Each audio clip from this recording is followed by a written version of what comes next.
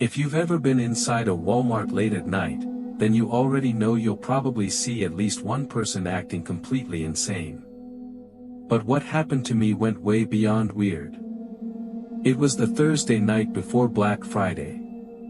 The store was staying open extra late, and around 11 p.m. I went there hoping to grab a discounted laptop before the huge crowd showed up the next morning. By pure luck, I found the last one sitting on the shelf. The second I picked it up, this massive dirty-looking guy suddenly walked over to me. He smelled horrible. Greasy hair. Torn hoodie. Wild eyes. He immediately started insisting that he needed the laptop more than I did. I nervously laughed and told him it was the last one. That's when he snapped. He started yelling at me right there in electronics, making a huge scene in front of everyone nearby. The guy clearly wasn't mentally stable. My heart was pounding because I'm not used to confrontations like that. People around us stared while I quickly walked away with the laptop box toward the checkout lines.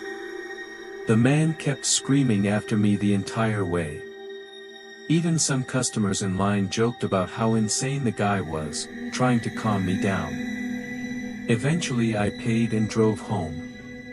By the time I got there, everyone in my house was already asleep. I sat outside near our backyard pool to start setting up the laptop when the motion light beside the house suddenly flicked on. That wasn't super unusual. We had woods next to our property, so animals triggered the light all the time. Still, it creeped me out enough to make me head back inside. A few minutes later, my car alarm suddenly exploded outside. I recognized it immediately as my Cadillac.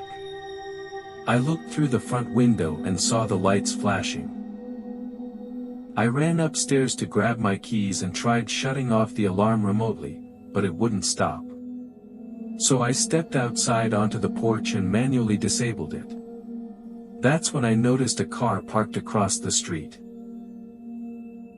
It definitely hadn't been there earlier. And in our neighborhood, random cars parked on the road stood out immediately because everyone had huge driveways. As I stared at the car, I realized someone was sitting inside, watching my house. I went back inside and locked the door. Then I woke up my mom and told her I thought someone outside might be dangerous. My dad wasn't home that night, so it was just me, my mom, and my little sister. My mom followed me downstairs and carefully peeked through the peephole. Then she gasped and covered her mouth. I looked through it next. And nearly threw up. The huge man from Walmart was standing right outside our front door. I whispered to my mom, he followed me home. Suddenly the doorknob started turning violently. The man tried opening the door. When it didn't work, he began pounding on it hard enough to shake the walls. My younger sister came running out of her room crying while my mom called 911. Then everything went silent. For several minutes, the only sound in the house was my mom speaking to the emergency operator. Then came a loud crash from downstairs. A window shattered in the den. My mom and sister screamed. I told them to run upstairs while I locked the den door from the hallway. I stood there waiting for the man to slam into it. But nothing happened. Then suddenly I heard police sirens outside. The response time was unbelievably fast. I ran outside and led officers toward the den where the window had been broken. Inside, they found the man crouched behind our couch. He was arrested immediately. The entire time officers dragged him outside, he screamed threats and insults at me non-stop. One of the cops later told us the guy appeared heavily intoxicated or high on drugs. Either way, he wasn't coming back. So yeah. People joke about the weird customers you see at Walmart.